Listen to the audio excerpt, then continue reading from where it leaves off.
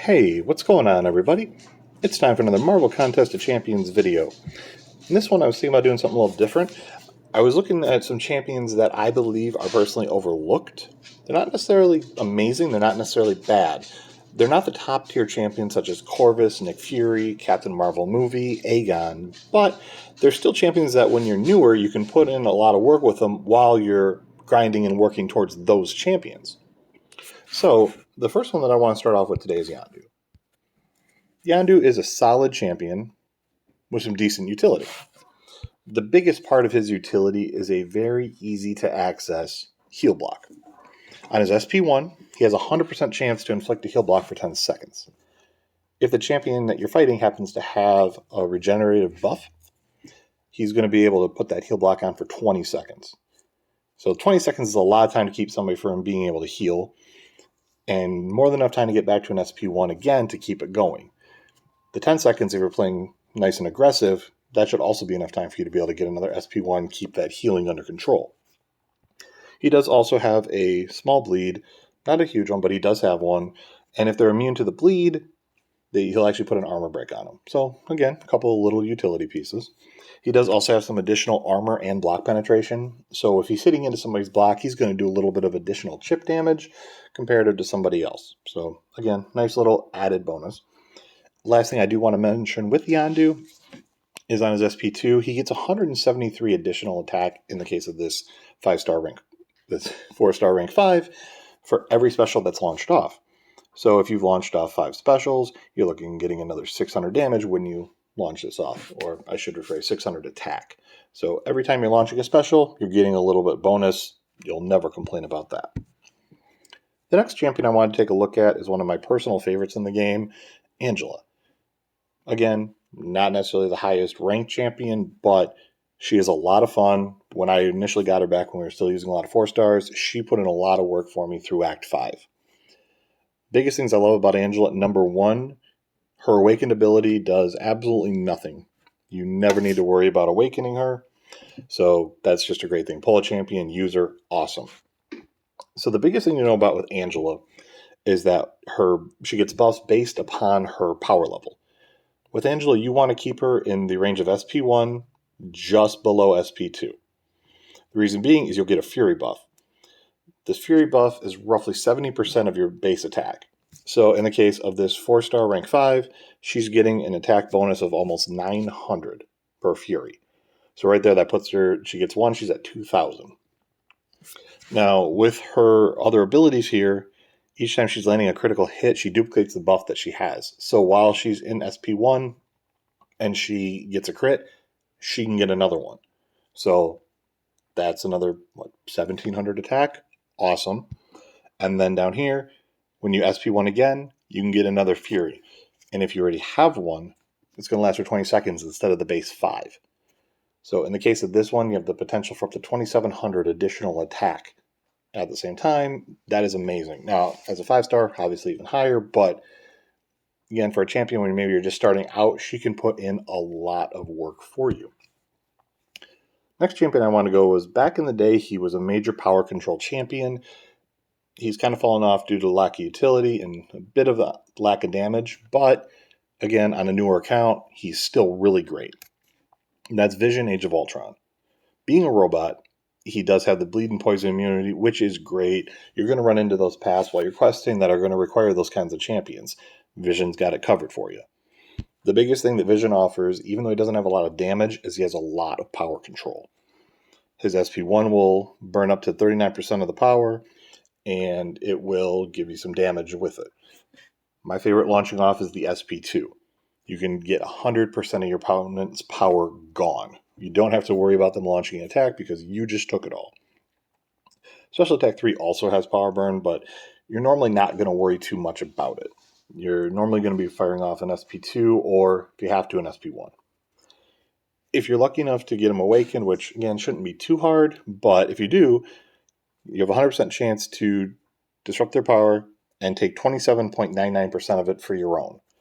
So if you're burning 100% of their power, say they're at an SP3, you get lucky, you take it with an SP2, you're going to get 27% of that power right to you. You're looking at trying to fire off another SP2 pretty darn quick. You're just keeping them under that power control constantly. The other great thing is if your attack gets them if it gets them to 0% power, then you get a heal block debuff for 7 seconds. So a little bit of extra utility there. That's not the main point of them, but it's one of those little nice to have type of things. Next champion that I wanted to mention here is Red Hulk. Red Hulk is probably, I would say, out of all of them, the highest, but he does get overlooked a bit due to being part of the Incinerate Trinity with Domino and Massacre. It makes Domino to another level. However, Red Hulk, he still holds his own for sure. Red Hulk is a lot of fun to play. He's honestly, at his core, he's pretty standard, pretty easy to play. He is not poison or incinerate immune. However, if you do get a poison debuff or an incinerate debuff, he has a 100% chance to remove it, and he gets a heat charge from it. What does the heat charge do? Well, the heat charge causes additional burst damage, which is wonderful.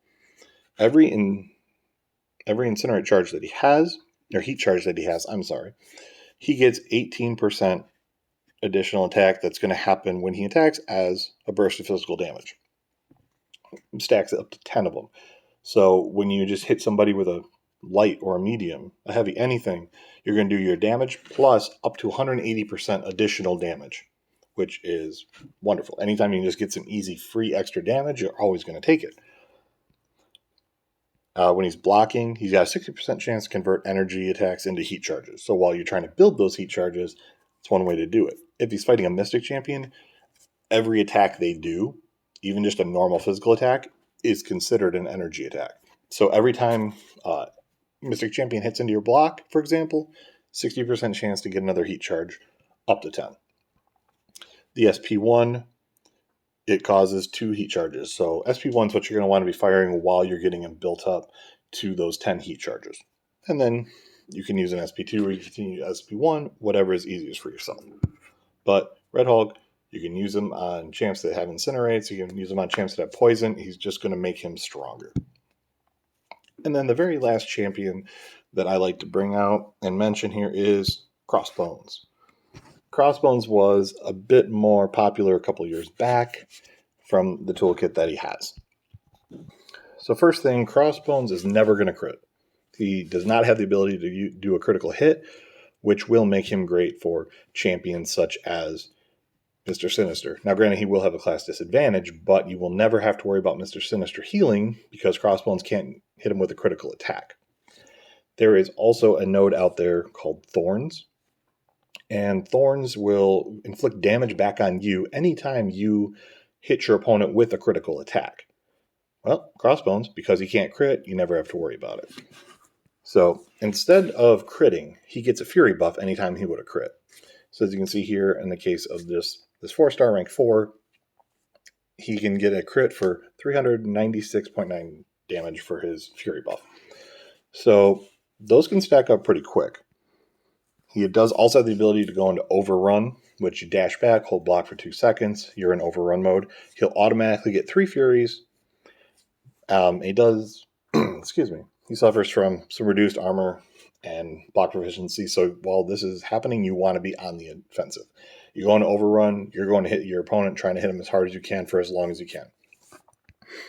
The SP1, also 100% chance to gain a Fury buff. So again, you're just kind of launching a lot of SP1s, going into Overrun, just keeping your Furies up. Now the other great thing is it does decrease opponent ability accuracy.